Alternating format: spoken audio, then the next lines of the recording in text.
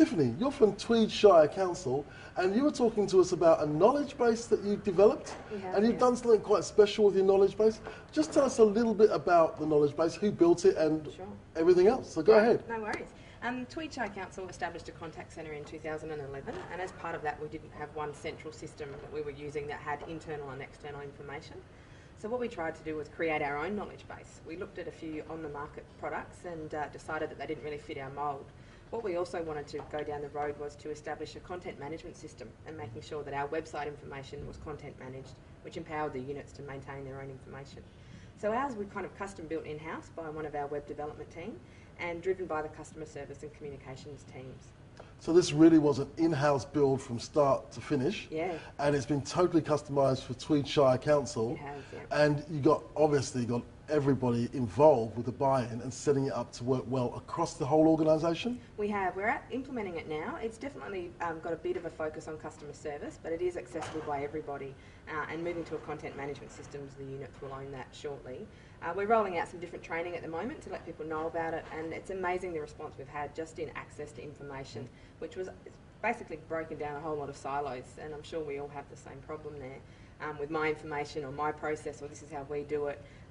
And it's also really helping us with business continuity and support. So staff that might be sick who don't get notifications can get up to date quite quickly, or if someone's away, we've got a good system in place now that business should happen So as it's usual. making the whole organisation more productive in the way that it does things, cutting down on double handling and ensuring sharing of information across the entire organisation. It is. It's probably at a point where different units can also take it to the next level, depending on each one, how they'd like to tailor it and add their internal information. So it's a living, breathing organism, really. It is, It's yeah. ongoing and it's forever changing. Yep. Now, you just told me something a little bit funny there. Now, tell the viewers here what you just told me. Well, out of the inspiration, I guess, that we got from Tina from Townsville was that they had the name for their knowledge base, and ours is called the Corporate Knowledge Base, and the guys today decided that we're going to make it a bit fun. And in honour of our web developer who made it, her name is Rhonda, we've decided to call it KTUT, and we're thinking that it stands for knowledge,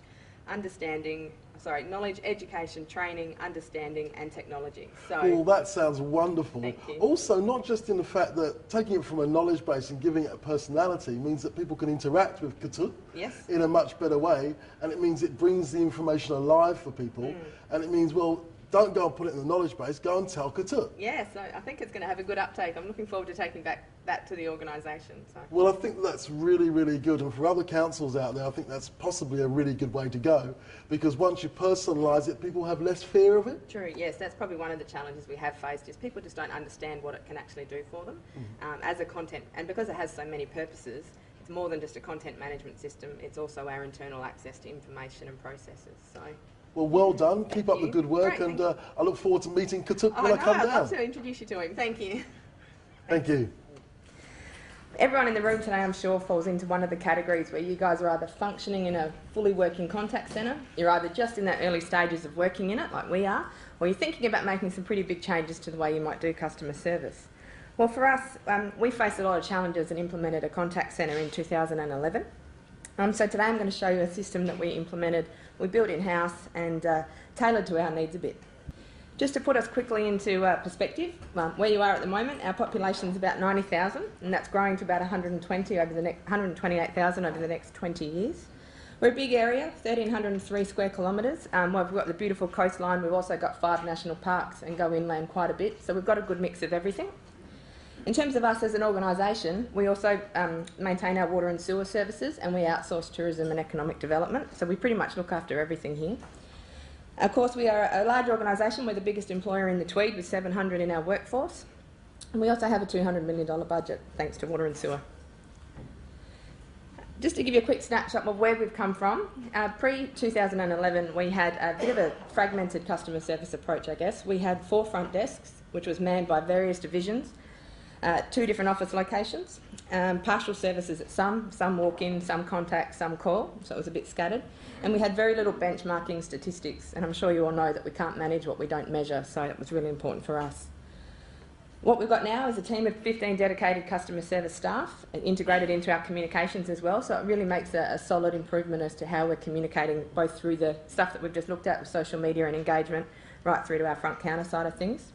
We still have our 2 locations at Tweed Heads that you probably would have driven through, and in Murwillumbah, which is in the middle, of course, but I take on 132,000 interactions every year. So we offer calls and contact at both locations now as well.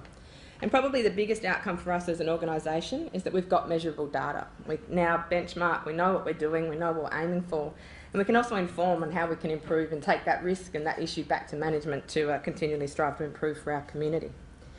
Just to put it into a little bit of perspective as well, we before we merged in 2011, we did a bit of an example with a driveway application, and we had the 4 customer service desks. The customer had to basically deal with 3 different staff to complete the transaction, visit 3 different desks, 3 physical different desks. You're nodding your head, great to see someone else has felt the same pain. Go to building, then to the cashier, back to engineering, back to the cashier. They signed documentation 12 different times, which is pretty embarrassing from a customer service point of view. So we all recognised that something really needed to change. Now that same process, we'd be dealing with a maximum of 2 people and it's dealt with at 1 counter. What we wanted to overcome was getting access to quality, accurate, reliable data and information, and that was one of the main goals of this system. Also making sure that we had a system that linked to everything else and wasn't just one standalone, but that everybody could access, and mainly user-friendly, something that was in a nice interface, wasn't sort of technical gobble, but could actually be interpreted and used quite nicely and easily. Our other big issue is that our websites, and we have 5 of them at the moment, they weren't content managed and also needed a strong customer service focus. So that was changing as part of this. We identified to create a content management system. So what we did, come up with a new solution, and basically our solution was to develop a corporate knowledge base. We had a look around the market and didn't really identify many things that actually met our entire needs. So we created a system that gave us a point of truth for everything, and we refer everybody back to that constantly. And again, just making sure that this is not exclusively for customer service staff. Whilst the organisation probably think, yeah, that's for the guys at the front counter, they'll be fine. It's for everybody, so everyone can access this, all get it. It's not just for customer service. It's allowed us to have a content managed system which empowers the staff to own and publish their own information and keep that accurate. It also, and we've mentioned it a few times today, is a key function in times of business continuity and emergency management. It's our central point of contact, and also is going to be a strong point when we look at our after hours side of things and access to that same continuous information for answers. Again, just going back to what it was critical for us, that it was user friendly and interactive. So again, not too technically worded, but nice and graphic, nice and easy to follow and quite intuitive. So what we created was a corporate knowledge base. We tried to put our people into little boxes, I guess, and get the knowledge out of their heads on the way that we've done things for the last however long you've been there.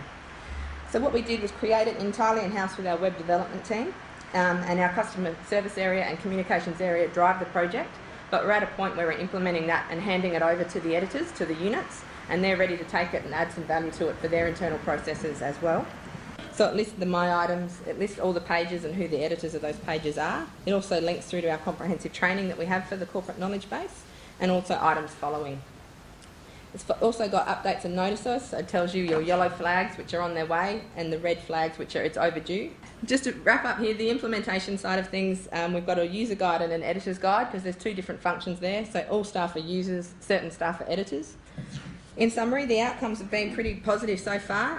Please speak to the team about how they've gone with using it and how useful it's been as a tool for staff coming into the organisation. And I guess I just wanted to sum up there with the analogy Rum used earlier on about 97-year-old Margaret in records, who may not like this system, but when and if she retires, I'm pretty confident we would have captured her knowledge. So that's what we've done at Tweed. Thanks for having us.